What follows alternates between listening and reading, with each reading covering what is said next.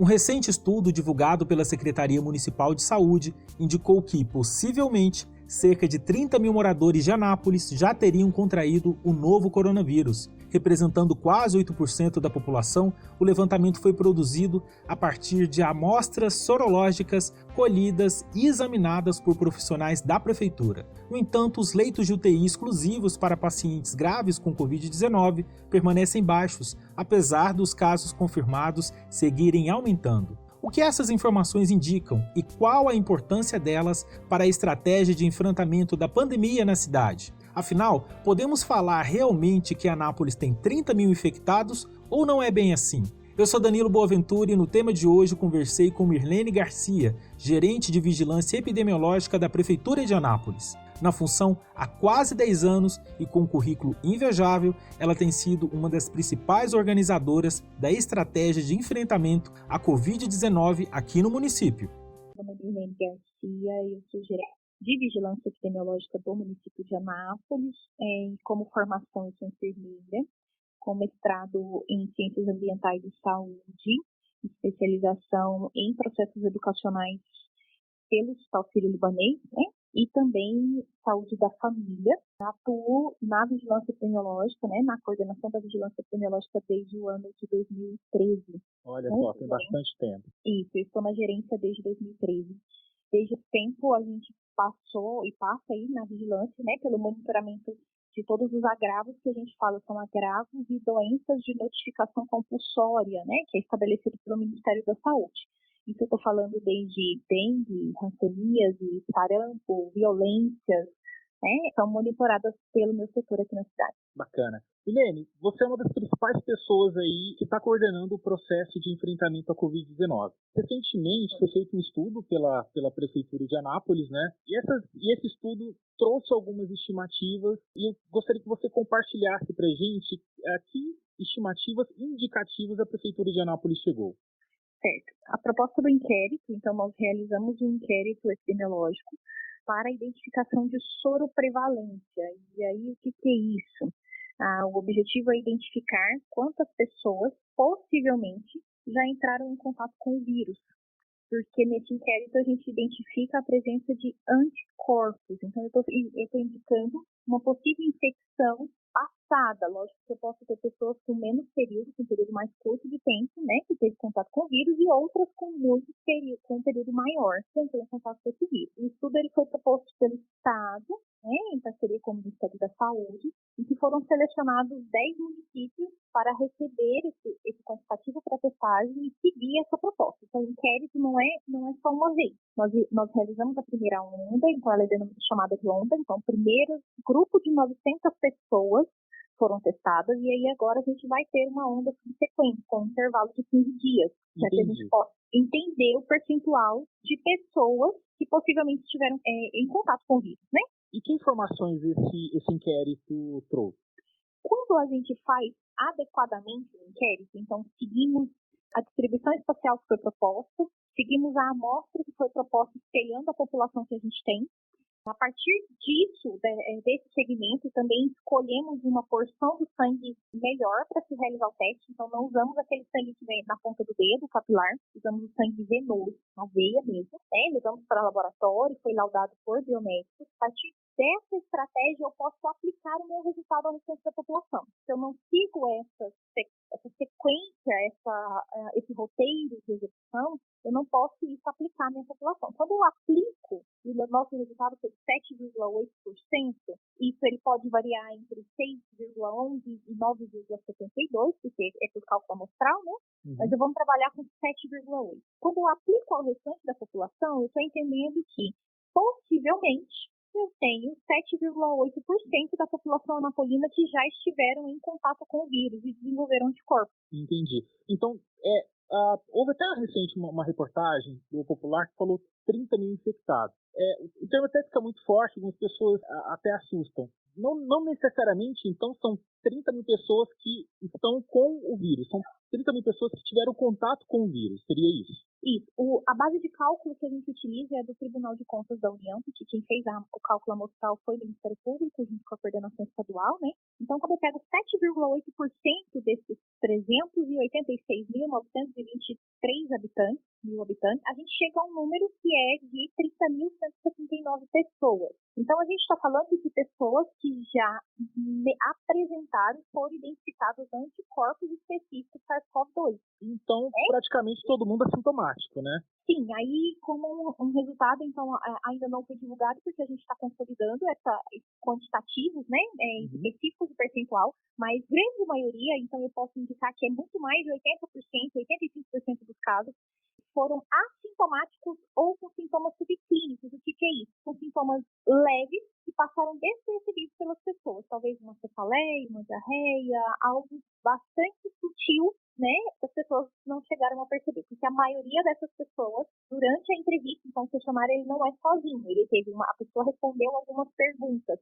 Não foi só coletado o sangue dela, né? Ela respondeu também algumas perguntas. Sim, ela respondeu algumas perguntas, inclusive haviam perguntas se ela, desde quando começou, né, toda a situação de pandemia, se ela apresentou sintoma respiratório, qual tipo de transporte que ela utiliza. Então, vários itens, várias perguntas, qual a média de pessoas que ela encontra diariamente, se ela cumpriu ou está cumprindo o isolamento social recomendado pelo próprio Ministério da Saúde e pela própria mídia que vem divulgando. Então, assim, ela respondeu algumas perguntas para que a gente possa entender. No meio dessas pessoas, no momento da coleta, eu tinha 3 pessoas com sintomas, de 900. Olha só. E essas 3 pessoas foram testadas, né, encaminhadas, foram feitos todos os encaminhamentos para a gente monitorar. Mas todos os outros não apresentavam sintomas ou não relataram, porque depende daquilo que a pessoa fala para você na hora do questionário, né? Eles não relataram durante essa entrevista, essa coleta, que haviam sintomas. Entendi. Milene, então por que esse levantamento que foi feito é importante para as estratégias de enfrentamento à doença aqui na cidade? Como a gente, inclusive, relatou, é um resultado diferente do que a gente observa no restante do Brasil, né? Em outros municípios que fizeram, e aí a gente discute a questão da metodologia utilizada, mas é importante a gente entender, e aí a segunda onda vai nos permitir dar uma afirmação um pouco melhor, de como a nossa população passou por isso, pelo processo de contaminação, né? Sendo assintomático e sendo subclínico. Porque se a gente seguir ao pé da letra o que está falando, todas as reportagens, todas as literaturas, com um percentual desse, a gente teria muito mais pessoas possivelmente internadas, por exemplo. Entendi. O sistema público de saúde teria colapsado. Seria isso? Eu acho que não nesse momento ainda, mas a gente estaria vivenciando o professor João, né, que é da UFG, que é um parceiro grande nosso desse projeto, ele participa da coordenação estadual, ele sempre discute comigo, ele fala, Milene, o resultado não conversa, né, com o cenário epidemiológico, porque a gente temos muitos casos, temos internações, temos óbitos acontecendo, mas não na proporção do percentual que a gente encontra, não nessa proporção. Entendi. Milene, o inquérito sorológico, né, feito em Anápolis, apontou aí esse percentual 7 e pouquinho por cento. Ele é bem menor que Goiânia e outros municípios, né, desses 10 que estão participando. O nível de isolamento social contribuiu para esse índice ou realmente essa questão de metodologia que você acabou de considerar? Sim, ele é bem maior, né? Os outros municípios chegam a 1 ponto e poucos por cento, o estado de São Paulo e outras situações, Ribeirão Preto chega a 1,28%. Ele é um pouco maior, sim, talvez a gente chegue a essa conclusão que a metodologia escolhida possa ter sido um fator, né, importante nesse processo, para que a gente pudesse validar esses resultados, assim como nós não realizamos como outros municípios, apesar de eu não estar falando sobre a capacidade técnica dos profissionais, de maneira alguma, porque todos passam por treinamento previamente, mas nós processamos todo esse material dentro de laboratório, né, com iluminação adequada, com biomédicos. Todos os nossos laudos foram feitos por 2 biomédicos, pelo menos. Então, nós tivemos um cuidado muito grande para a gente entender isso. Então, também nós fomos surpreendidos com o resultado, visto que a gente se espelha em outras regiões do país, né? Em relação a como isso está acontecendo. Nós temos vários pontos a serem levantados em relação a esse resultado. Primeiro, ele não é conclusivo. A gente não está concluindo nada nesse momento. A gente está apresentando um resultado importante e que a gente está falando, sim, que essas pessoas entraram em contato com o vírus, têm anticorpos. Nós estamos falando que elas estão imunizadas imunizadas completamente pro resto da vida. Porque não existe ainda na literatura, não existe comprovação científica de que a imunidade é pro resto da vida, igual a imunidade por vacina, que é pro resto da vida. Não existe essa comprovação ainda. Mas se essas pessoas entraram em contato com o vírus e desenvolveram anticorpos, elas vão funcionar como barreira. A população vê muito falando de imunidade de rebanho. O que é isso? Eu estou contaminada, por exemplo, numa fase aguda de transmissão, e eu chego próximo a você que tem anticorpos. Se você tem anticorpos, você deixa de ser um outro transmissor, quando a gente fala de progressão geométrica. Teoricamente, se eu contamino você, você contaminaria mais outra pessoa. E aí, sucessivamente. Aí a gente fala de progressão geométrica. Se eu, contaminada, chego a você que tem anticorpos, você não continua propagando a doença mãe. Entendi. Essa barreira que você está falando, né?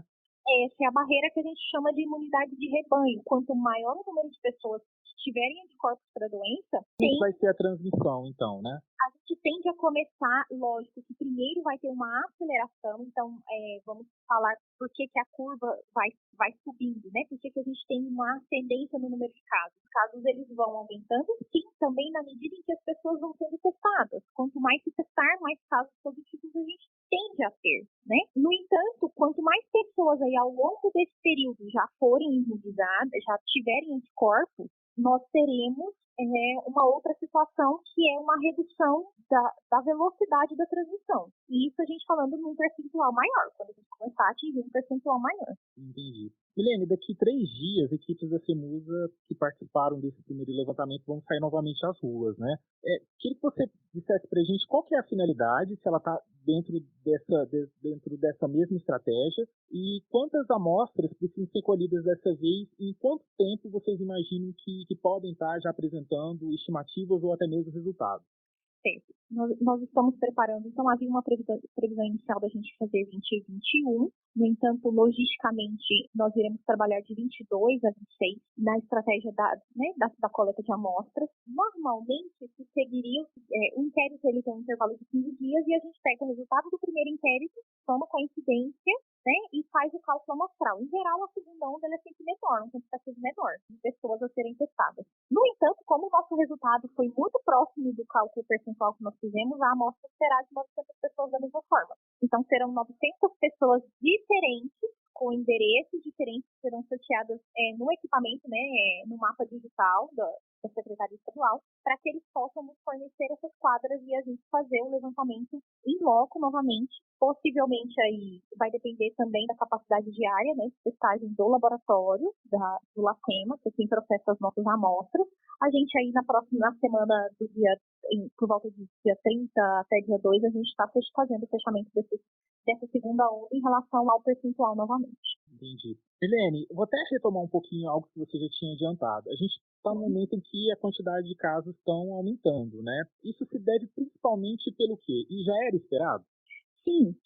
Talvez exista uma falsa impressão de que o isolamento social ele serve para ninguém nunca ter, ou ninguém nunca entrar em contato com o vírus. E não é essa a intenção. Então, o isolamento social ele foi feito, né, prioritariamente para que o serviço de saúde pudesse se reorganizar e se estruturar para algo que viria a acontecer. Então, ele foi essencial naquele primeiro momento, para que a gente pudesse desacelerar a velocidade da transição, serviços se organizarem, então cada setor se organizar, porque ninguém nunca está preparado para vivenciar uma pandemia. E esse aumento de casos, ninguém nunca está preparado para isso. Então, a gente precisou parar para desacelerar a velocidade da transição, para que se reorganizasse as estruturas e depois a gente retomasse algumas atividades, retomasse circulação, para que a gente possa ter também pessoas entrando em contato com o vírus e se imunizando, para que a gente possa conseguir fazer essa imunidade de rebanho. Um exemplo, se a gente deixar uma pessoa ou uma cidade pequena, todo mundo dentro de casa por um ano, não significa que no ano seguinte ela também não vai se contaminar. Nós não vivemos dentro de uma bolha. A imunização, então, que é consequente, é importante também. Ela é importante também, porque senão nós nunca sairemos disso. Nós vamos ficar até 2023 nesse vai e vem, distanciamento social, isolamento, número de casos, óbitos, e tudo isso acontecendo o tempo todo. Então, precisamos sim de anticorpos, para que a gente possa ter aí um equilíbrio dentro do processo. Então, a nossa grande preocupação, e aí por isso que as medidas de distanciamento social são recomendadas, as medidas de higiene, a higienização das mãos, a utilização de máscara, é uma fala no sentido de dizer, você está 100% livre da possibilidade de contaminação? Não.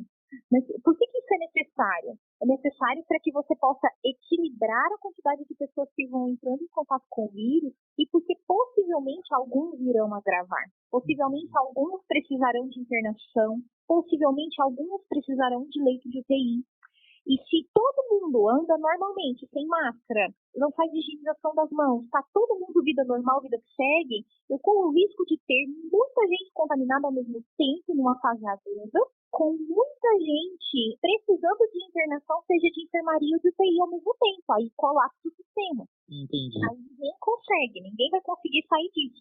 É o que aconteceu em alguns municípios em que subiu muito rápido e que também, por ser municípios grandes, municípios pobres, acaba chegando gente de outras cidades também, não consegue suportar, porque tem muita gente contaminada e muita gente precisando de internação. Entendi. Mirlene, tem empresas, como as indústrias do DAIA, que estão buscando testar seus colaboradores. Uma delas, que testou aproximadamente 600 funcionários, descobriu que mais de 100 deles haviam contraído o vírus. Como é que a vigilância epidemiológica está acompanhando isso? Essa testagem que as empresas estão fazendo, principalmente no cenário que não há teste suficiente, isso acaba atrapalhando ou ajuda também? As empresas fazendo teste, elas ajudam ou atrapalham? As empresas, a partir do momento que elas resolvem fazer a testagem dos seus funcionários, né, isso elas vão procurar o laboratório disponível, né, com uma quantidade de testes disponíveis, e ela testa diversas pessoas, ela testa o assintomático, e a gente sabe que na Covid a gente tem diversas pessoas que não manifestam sintomas.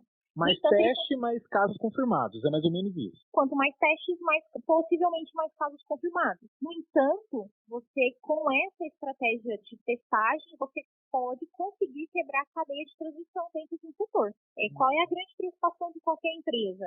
Eu ter 100% da empresa contaminada e fechar, baixar as portas por 14 dias, porque está todo mundo contaminado. E não só isso, porque não é somente a pessoa. Quando ela vai para a residência dela, ela também é uma fonte de contaminação para as pessoas que estão dentro da residência também. Vamos citar, a empresa tem 100 trabalhadores, não são 100 trabalhadores, são 100 trabalhadores que estão indo para suas residências e têm as suas famílias que também possivelmente podem ser contaminadas. Então, quando a gente fala de quebrar a cadeia de transmissão, e é importante, a vigilância sanitária tem atuado de uma forma muito contundente, muito boa no sentido, o gerente Google, né, que tem estado aí conosco o tempo todo, para que a gente possa fazer e monitorar. Então, eles monitoram essas empresas desde o primeiro caso que vão aparecendo e vão acompanhando aí como é que vai acontecendo o ciclo de disseminação. Porque muitas vezes, e a maioria das vezes, o caso inicial ele não é da própria empresa.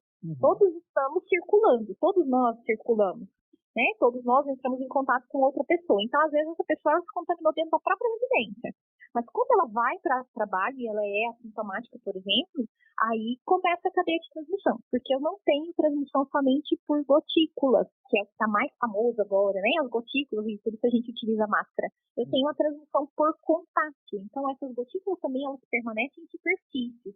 Então, ela permanece no computador, ela permanece na bancada, ela permanece em vários dispositivos que as pessoas usam, né? Então, a pessoa que pega numa maçaneta, e por isso o uso da máscara é importante, porque as pessoas tendem a levar a mão na boca também, né?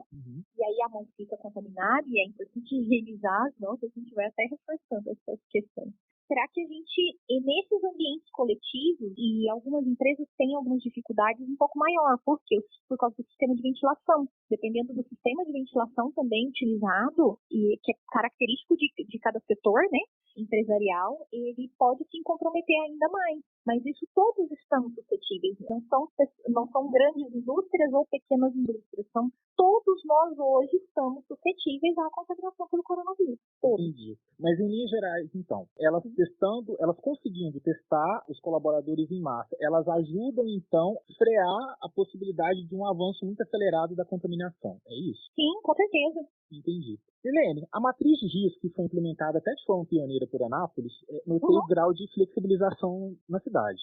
Com o aumento dos leitos de UTI exclusivos para pacientes no município, né, a cidade ganhou mais respiradores, então vai ter a capacidade de aumentar esses leitos exclusivos de UTI. Isso traz um ganho para a estratégia de enfrentamento, ou seja, dá para esticar um pouco mais a corda, aumentando essa estrutura de capacidade de atendimento para casos graves? Sim. Quanto mais se mexer na estrutura, e aí visto que a matriz de risco, quando você observa, a gente tem ali o eixo Y e o eixo X, né, lembrando lá da nossa matemática. Quando eu falo de incidência, que seria número de casos novos, não faz diferença mais, nós estamos no topo. Eu posso subir 1.000 casos de hoje para amanhã que eu não saio do topo da matriz. Eu posso subir 10.000 casos que eu não vou sair do topo da matriz. Eu vou começar a descer lá do meu topo, né, da matriz de risco em relação a número de casos, quando eu tiver mais de 50% da população contaminada, quando eu tiver nada nesse eixo, mais de 200 mil pessoas. Aí eu vou começar a descer. Então, o que interfere nesse processo vai ser o eixo X, que é o eixo dos leitos. Então, quando eu falar do número de contaminados, o que ele vai interferir no sentido de andar ali na matriz de risco? A disponibilidade de leitos. Porque eu continuarei tendo aumento de casos. Nós continuaremos tendo aumento de casos. Quanto mais se testar, mais positivos, mais confirmados a gente vai demonstrar, né, nesses boletins. No entanto, aquela disponibilidade de leito ali é o que vai interferir durante o processo, porque aumentando muito os casos e aumentando muito as internações, é o momento da gente mudar de perfil, mudar o parâmetro do leve moderado, por exemplo, porque eu, num curto período de tempo, internando mais pessoas, eu não consigo dar suporte. Entendi. Então, é essa leitura que a gente faz da matriz. Eu tenho que saber até que momento eu estou passando ali da questão do número de leitos disponíveis ou não. Então, em resumo, esses novos respiradores, que vão, inclusive, ajudar a montar mais leitos exclusivos de UTI para pacientes de Anápolis, deve permitir, então, manter mais ou menos como a gente está, que é o grau leve. Sim, e isso, mas, inclusive, são duas coisas.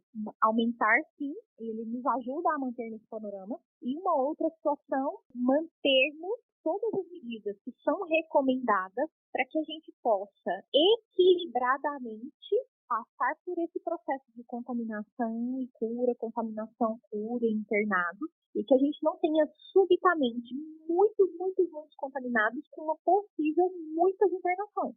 Milene, quero te agradecer muito por ter falado com a gente e dado todas essas informações, sobretudo ter estado esclarecendo como é que está a situação na cidade. Sim, a gente está à disposição. É importante, né, reforçar que nós divulgamos o boletim online agora, nessa nova ferramenta, né, da Prefeitura de Anápolis, que ele é alimentado por nós e algumas interpretações, eu sei que tem várias dúvidas em relação a essa mudança, né, quando se muda também, e a gente vai estar fazendo algumas divulgações para a interpretação desses dados que estão sendo colocados, né, nessa nova ferramenta. Você está falando da ferramenta covid19.anápolis.gov.br. Milene, obrigado, viu? Por nada, a gente está à disposição. O tema de hoje é um podcast do Portal 6 com produção de Gabriela Alícia e edição de Vanúbia Correia. Você pode ouvir nossas entrevistas, análises e bate-papos na sua plataforma preferida como Spotify, Google Podcast e Apple Podcast. Antes de me despedir, reitero o que a Mirlene já recomendou na entrevista. Se for sair de casa, use máscara, lave bem as mãos ou passe álcool em gel sempre que possível e evite aglomerações. É isso, até o próximo tema.